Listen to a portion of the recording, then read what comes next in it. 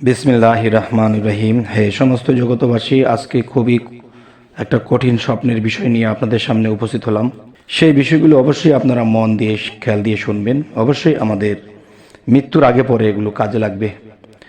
সেই আলোচনাটি হবে কিয়ামত, হিসাব নিকাশ, মিজান, পুলসিরাত, আমলনামা ইত্যাদি স্বপ্নে দেখা আমরা কি বুঝবো। আচ্ছা, এটা হলো আমাদ ইবনে মাসরুক বললেন, স্বপ্নে দেখলাম যে কিয়ামত কায়েম হয়েছে, বান্দারা একত্রিত হয়েছে। হঠাৎ ঘোষণাকারী ঘোষণা করল, নামাজের সময় হয়েছে। লোকেরা কাতারবন্দি, যার মুখমণ্ডল দৈর্ঘ্যপন্থে প্রায় 1 মাইলের মতো ছিল, আমাকে বললেন, আগে যাও এবং লোকদের নামা পাড়াও। আমি তার চেহারার দিকে গভীরভাবে তাকালাম। হঠাৎ তার কপালে লেখা দেখতে পেলাম, জিব্রাইল আমিনুল্লাহ আমিন। জিজ্ঞাসা করলাম, রাসূলুল্লাহ সাল্লাল্লাহু আলাইহি ওয়াসাল্লাম কোথায়? জিব্রাইল বললেন, তিনি সুফিদের, আল্লাহর বিশেষ বান্দাদের খাওয়ানো দাওয়ানো ব্যবস্থা করছেন। আচ্ছা, উস্তাদ আবু সাআদ বললেন, মহান আল্লাহ কিয়ামত সম্পর্কে বললেন, অর্থাৎ আমি কিয়ামতের দিন ইনসাফের পাল্লা কায়েম করব। সুতরাং সেদিন কিন্তু কারো প্রতি বিন্দু মাত্র জুলুম বা অবিচার করা হবে না। সূরা আম্বিয়া আয়াত ৪৭। আচ্ছা, তো এবার আসি, যদি কোনো ব্যক্তি স্বপ্নে কোনো স্থানে কিয়ামত কায়েম হতে দেখে, তবে উক্ত স্থানের অধিবাসীদের জন্য ইনসাফ বা সুবিচার প্রতিষ্ঠিত হবে এবং তথাকার জালেমদের নিকট হতে প্রতিশোধ নেওয়া হবে এবং মজলুমদের সাহায্য করা হবে। কেননা কিয়ামত হলো ইনসাফ প্রতিষ্ঠা ও ফায়সালা, সেই ফায়সালার দিন। এবার আসি, যদি কোনো ব্যক্তি স্বপ্নে কোনো স্থানে কিয়ামতের কোনো আলামত প্রকাশ পেতে দেখে, যেমন পশ্চিম দিক হতে সূর্য উদিত হওয়ার এবং মাটির নিচ হতে প্রাণী বের হওয়া, দজ্জাল বা ইয়াজুজ মাজুজ ইত্যাদির প্রকাশ ঘটা, আর লোকটি যদি সৎ ও নেককার হয়, তবে উক্ত স্বপ্ন তার জন্য সুসংবাদ বাহক হবে। আর যদি অসৎ এবং বদকার হয় অথবা খারাপ কাজের এরাদাকারী হয়, তবে উক্ত স্বপ্ন তার জন্য সতর্ক ও হুঁশিয়ারি হবে। আচ্ছা, এবার আসি, যদি কোনো ব্যক্তি স্বপ্নে দেখে যে কিয়ামত কায়েম হয়েছে এবং সে মহান আল্লাহর সম্মুখে দণ্ডায়মান রয়েছে, তবে উক্ত স্বপ্ন দ্রুত সত্য এবং সেখানে অতি তাড়াতাড়ি ন্যায় ও ইনসাফের প্রকাশ ঘটবে। আলহামদুলিল্লাহ, সুবহানাল্লাহ।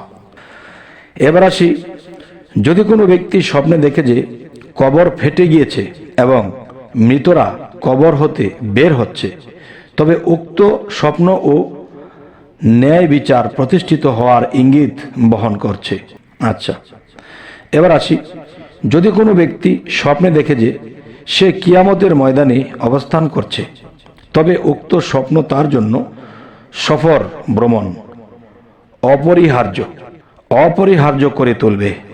এবার আসি, যদি কোনো ব্যক্তি স্বপ্নে দেখে যে তার একা বা অন্য আর একজনের সাথে হাসর হয়েছে, তবে উক্ত স্বপ্ন ও ইঙ্গিত করছে যে সে একজন জালেম বা অত্যাচারী লোক।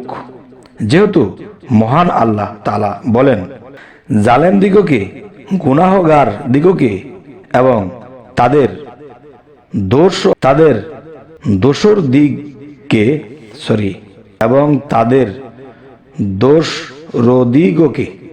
একত্রিত করব। সূরা আস-সাফফাত আয়াত 22। এতেই এই কথাটি বলা হয়েছে। যদি কোনো ব্যক্তি স্বপ্নে দেখে যে শুধুমাত্র তার উপরেই কিয়ামত কায়েম হয়েছে, তবে উক্ত স্বপ্ন তার মৃত্যুর ইঙ্গিত বহন করে। কেননা হাদিস শরীফে আছে, ব্যক্তি মৃত্যুবরণ করল, তার জন্যই তার কিয়ামত কায়েম হলো। এবার আসি, যদি কোনো ব্যক্তি স্বপ্নে দেখে যে কিয়ামত কায়েম হয়েছে এবং তার ভয়াবহ অবস্থা স্বচক্ষে দেখার পর পুনরায় দেখতে পেল যে তা শান্ত হয়েছে এবং পূর্বের স্বাভাবিক অবস্থায় ফিরে আসছে, তবে এটা এমন লোকের পক্ষ হতে আদল ইনসাফের আশা পরেই জুলুম অত্যাচারের ইঙ্গিত করে। যাদের পক্ষ হতে জুলুমের আশা করা যায়নি, কেউ বলেন এ ধরনের স্বপ্ন এ ইঙ্গিত করে যে স্বপ্নদ্রষ্টা গুনাহের ভিতরে লিপ্ত রয়েছে অথবা বরাবর মিথ্যার উপর অটল রয়েছে। যেহেতু মহান আল্লাহ তাআলা বলেন, যদি তারা পুনরায় প্রেরিত হয় দুনিয়ার দিকে, তবুও তারা তাই করবে যা হতে তা দিগকে নিষেধ করা হয়েছিল।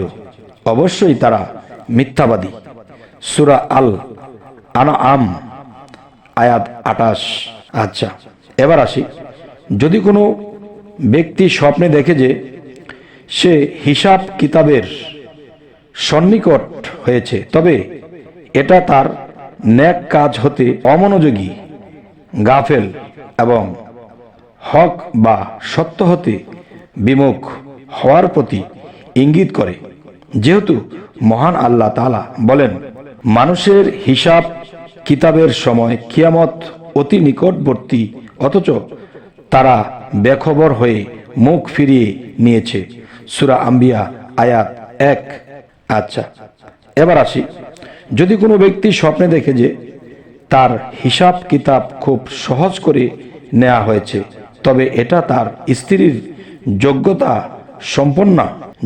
সম্পন্ন হওয়ার, এই স্বামীর প্রতি স্নেহ মমতাশীলতা এবং দিন ধর্মের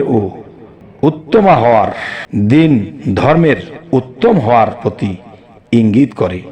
তবে হে সমস্ত জগতবাসী, আজকে আপনাদের সামনে যেই স্বপ্নের কথাগুলো তুলে ধরলাম, তবে দেখেন, আমরা জীবনে চলার পথে এই স্বপ্নগুলো অবশ্যই আমাদের বোঝা দরকার। তাহলে এই স্বপ্নগুলোর মধ্যে আল্লাহ কিন্তু ইহকাল ও পরকালকে তুলে ধরেছেন। তবে অবশ্যই আমাদের খেয়াল করে চলতে হবে, স্বপ্ন আমাদের বুঝে চলতে হবে, আর না হয় আমরা সামনের দিনগুলো বিপদেই কাটতে পারে। আর বিপদে থাকলে আল্লাহর ইবাদত করা যায় না, সমস্ত কিছুই এলোমেলো হয়ে যায়। তাই বলবো, আজকের পর থেকে আমরা অবশ্যই স্বপ্নের ব্যাখ্যা করে চলবো এবং আমাদের চ্যানেলটির দিকে অবশ্যই আপনারা খেয়াল রাখবেন, যাতে করে আমরা এই স্বপ্নের ব্যাখ্যাগুলো বুঝে বুঝে চলতে পারি। তো অবশ্যই সাবস্ক্রাইব করে নেবেন পরবর্তী আকর্ষণের জন্য। সকলেই ভালো থাকবেন। আল্লাহ হাফিজ।